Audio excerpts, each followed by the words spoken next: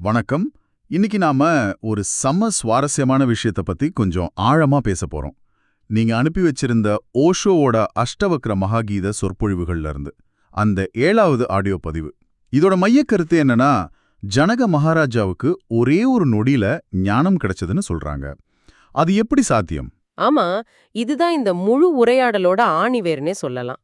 யோசிச்சு பாருங்க, ஒரு மன்னன், ஒரு சாம்ராஜ்யத்தை ஆள்றவன், அவனோட மொத்த உலக பார்வையும் ஒரே கணத்துல உடைஞ்சு போகுது. அதுதான். அது ஏதோ கதை மாதிரி இருக்கு. இத்தனை வருஷமா நான் ஒரு மாயையில ஏமாந்து போயிருக்கிறேன்னு ஒரு ராஜாவுக்கு திடீர்னு எப்படி புரியும்? அந்த ஒரு கணத்துல அப்படி என்னதான் நடந்திருக்கும்? ம் இங்கதான் ஓஷோ ஒரு அருமையான ஓமை சொல்றாரு. இதுக்கு காரணம் ஜனகரோட தகுதி. தகுதியா? ஆமா, அவர் சொல்றாரு, மழை பெய்யும்போது ஏற்கனவே தண்ணியால நிரம்பி இருக்கிற மலைகள் மேல விழுகிற தண்ணி அப்படியே வழிஞ்சு ஓடிடும். ஆமா, நிக்காக. ஆனா காலியா இருக்கிற ஏரிகள், குளங்கள் அதெல்லாம் அந்த தண்ணியை உள்வாங்கி நிரம்பும். சரி. ஜனகர் தன்னை பற்றிய அறிவு, அகங்காரம் எதுவுமே இல்லாத ஒரு காலி பாத்திரமா இருந்திருக்காரு. அதனாலதான் அஷ்டவக்ரர் சொன்ன வார்த்தை நேரடியா ஒருக்குள்ள போய் சேர்ந்தது. ஓ, அப்படி ஏத்துக்கிற மனநிலையில தயாரா இருந்திருக்கார். சரியா சொன்னீங்க. தகுதிதான் முதல் விஷயம். சரி, இந்த உரையாடல்ல ஓஷோ கேட்பவர்களை 3 வகையா பிரிக்கிறாரே, அது ரொம்ப சுவாரஸ்யமா இருந்துச்சு. இது நம்மள நாமளே புரிஞ்சுக்க உதவும்னு நினைக்கிறேன். முதல் வகை, எதை கேட்டாலும் அவங்களுக்கு ஏத்த மாதிரி மாத்தி புரிஞ்சுக்கிறவங்கன்னு சொல்றாரு. ஆமா, அவங்க கிட்ட நீங்க ஒன்னு சொன்னா அவங்க காதுல அது இன்னொன்னா விழும். அவங்க மனசுல ஏற்கனவே ஒரு முடிவு இருக்கும். அதுக்கு ஏத்த மாதிரி வளைச்சுக்குவாங்க. கரெக்ட். இதுக்கு ஓஷோ சொல்ற முல்லா நஸ்ருதீன் கதை ரொம்ப பிரபலம். சொல்லுங்களேன், கேக்கலாம். முல்லா வீட்டுக்கு ஒரு பிச்சைக்காரன் வர்றான். அவன் பிறவி குருடன். அவன் முல்லாவோட மனைவிய பார்த்து, அழகான அம்மணி, கடவுள் உங்களை ஆசீர்வதிக்கட்டும்னு சொல்றான். ம். இத கேட்டதும் முல்லாவோட மனைவிக்கு பயங்கர கோவம். அவன் முல்லா கிட்ட போய், பாத்தீங்களா, அவன் கழுத்துல நான் பிறவி குருடன்னு போர்டு மாட்டிருக்கான். ஆனா நான் அழகா இருக்கேன்னு அவனுக்கு எப்படி தெரிஞ்சதுன்னு கேக்குறா. அதேதான், அவன் பொய் சொல்றான்னு கத்துறான். லாஜிக்கலா பார்த்தா கரெக்ட் தானே? அதுக்கு முல்லா சொல்றாரு, இல்ல, அவன் உண்மையிலே பிறவி குருடன் இப்பதான் உறுதியா தெரியுதுன்னு. ஓஹோ, ஏன்னா அவங்க உண்மையில அழகில்ல. ஆமா, அவங்க கேட்க விரும்புறத மட்டும்தான் கேட்பாங்க.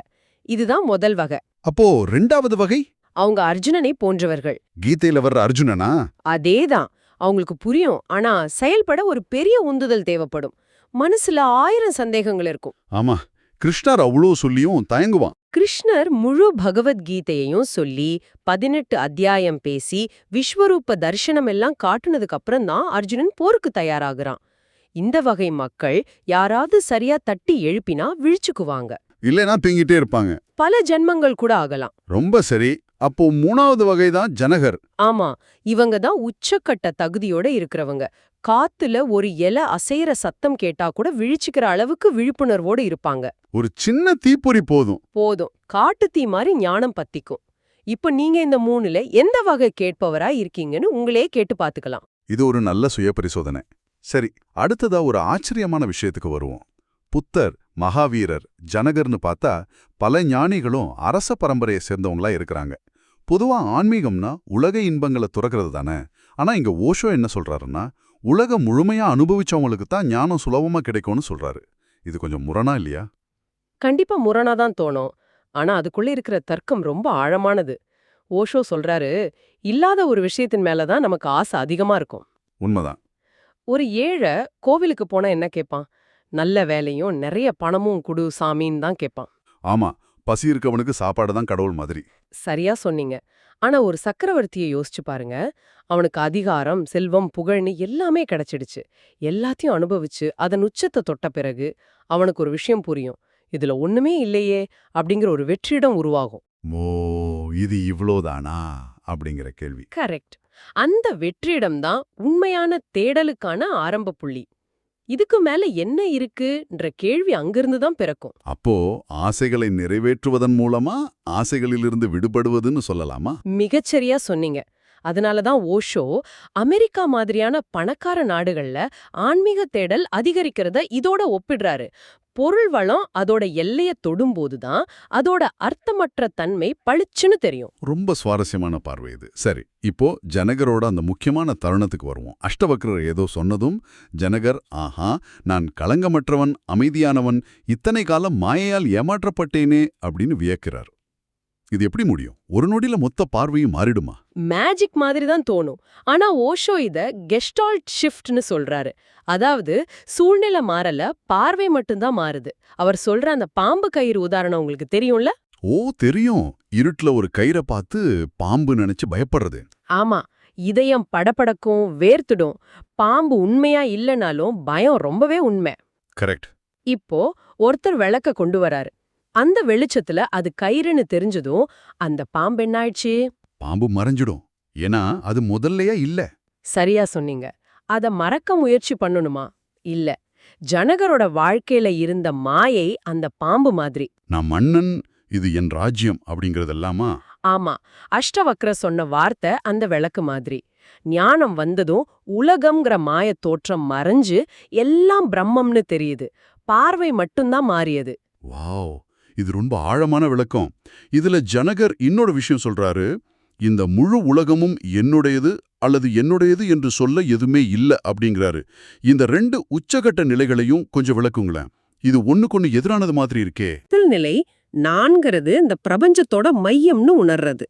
நான் தான் உணர்வு, நான் தான் சாட்சின்னு புரியும்போது இந்த மரம், செடி, வானம் எல்லாமே ஏன் உணர்வோட ஒரு பகுதி தான். அப்போ எல்லாமே என்னுடையது.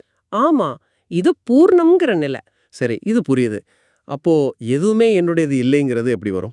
அந்த மையத்தை, அந்த தூய உணர்வை நீங்க உணரும்போது நான் அப்படிங்கிற சின்ன அகங்காரம் கரைஞ்சு போயிடும். ஓ, நான் ஒரு ஆளே இல்லைன்னா என்னுடையது அப்படின்னு உரிமை கொண்டாட யார் இருக்கா? அப்போ எதுவுமே உன்னுடையதே இல்ல. இது சூன்யம்ங்கிற நிலை. அதனாலதான் ஒன்று எல்லாமே உன்னுடையது அல்லது எதுவுமே உன்னுடையது அல்ல. ரெண்டுமே ஞானத்தோட வெளிப்பாடுதான். இது ரொம்ப ஆழமா இருக்கு. அப்படியானால் உண்மையால துறவுன்னா என்ன? ஜனகர் அரண்மனையை விட்டு காட்டுக்கு ஓடலையே. கண்டிப்பா இல்ல. இதுதான் ஓஷோ சொல்ற முக்கியமான விஷயம். ஜனகர் அதே அரண்மனையில அதே சிம்மாசனத்துல தான் உட்கார்ந்திருக்காரு. ஆனா மனதளவுல நான் துறந்து விட்டேன்னு சொல்றாரு. அப்போ உண்மையான துறவுங்கிறது ஒரு புறச்செயல் இல்ல, அது ஒரு அகமாற்றம். ஒரு விழிப்புணர்வு. எதையாவது விடுறது துறவு இல்ல, இது என்னுடையதுங்கிற எண்ணத்தை விடுறது தான் உண்மையான துறவு. இத விளக்க ஓஷோ ஒரு சூஃபி ஞானியோட கதையை சொல்றாரே. ஆமா, மன்னர் இப்ராஹிம் கதை. ஒரு நாள் மன்னர் இப்ராஹிம் அரண்மனையில இருக்கும்போது மாடியில ஏதோ சத்தம் கேக்குது. போய் பார்த்தா ஒரு பக்ரி அங்குமிங்கும் எதையோ தேடிட்டு இருக்காரு. மன்னர் கேக்குறாரு, என்ன தேடுறேன்னு. அதுக்கு அந்த பக்ரி, என் ஒட்டகத்தை காணும்னு சொல்றாரு. அரண்மனை கூரை மேல ஒட்டகத்தையா? மன்னர் இப்ராஹிம்க்கும் அதே சிரிப்பு தான். முட்டாளே, கூரை மேல ஒட்டவன் எப்படி வரும்னு கேக்குறாரு. அதுக்கு அந்த பக்கீர் ரொம்ப அமைதியா ஒரு பதில் சொல்றாரு. நீ இந்த பட்டு மெத்தையில இன்பத்துல கடவுளை தேட முடியும்னா நான் ஏன் கூரை மேல என் ஒட்டகத்தை தேடக்கூடாதுன்னு கேக்குறாரு. ஆஹா, என்ன ஒரு கூர்மையான கேள்வி. செவுள்ள அரைஞ்ச மாதிரி இருந்திருக்கும். ஆமா, அந்த ஒரு கேள்வி மன்னர் இப்ராஹிம உலுக்குது. அதுக்கப்புறம் அந்த பக்கீர் சொல்றாரு, ராஜா, இது உன் வீடு இல்ல, இது ஒரு சத்திரம். சத்திரமா? ஆமா. மன்னருக்கு கோபம் வருது. அதுக்கு பக்கீர் கேக்குறாரு, இதுக்கு முன்னாடி இங்க யார் இருந்தா? என் தந்தை. அதுக்கு முன்னாடி? என் தாத்தா. உனக்கு பிறகு யார் இருப்பா? என் மகன். அப்ப பக்கீர் சொல்றாரு, ஒருத்தர் வந்துட்டு போற இடம் சத்திரம் இல்லாம வேற என்ன? வாவ். இத உணர்ந்ததும் இப்ராஹிம் அந்த சத்திரத்தை விட்டு வெளியேறார். இங்க துறவுங்கிறது பொருள்களை விடுறதில்ல, இது என்னோடதுங்கிற பற்றுதலை விடுறதுதான். அருமையான கதை. அப்போ மொத்தத்துல நாம பேசுனதோட சாராம்சம் இதுதான் நினைக்கிறேன். ஞானம்ங்கிறது ஏதோ புதுசா போய் அடையிற விஷயம் இல்ல. அது ஏற்கனவே நமக்குள்ள இருக்கிற ஒண்ணு. நம்ம பார்வைய மாத்தினாலே போதும். உலகம் அதுவா தான் இருக்கு. ஆமா, நாம அத பாக்குற விதம் மாறும்போது உலகத்தோட அர்த்தமே மாறிடுது. ஜனகருக்கு நடந்தது அதுதான். அந்த ஒரு கணத்துல அவரோட பார்வை முழுசா மாறிடுச்சு. இது ஒரு அடைதல் இல்ல, இது ஒரு உணர்தல். சரியா சொன்னீங்க. இறுதியா நீங்க யோசிக்கிறதுக்காக ஒரு சிந்தனை. ஓஷோ இந்த உரையில சொல்றாரு, உன் கிண்ணம் பலமுறை நிரப்பப்பட்டது, ஆனால் நீ கவனிக்காததால் வழிந்து ஓடியது. இந்த மாதிரி எத்தனையோ ஞானத்துளிகள் நம்ம வாழ்க்கையில விழுந்துகிட்டே தான் இருக்கு. நாம தான் அதை கவனிக்க தவறுகிறோம். இப்போ நீங்க கொஞ்சம் யோசிச்சு பாருங்க. உங்க வாழ்க்கையில நீங்க கயிறுன்னு தெரிஞ்சுக்காம பாம்புன்னு நினைச்சு பயந்து ஓடிட்டு இருக்கிற அந்த ஒரு விஷயம் என்னவா இருக்கும்?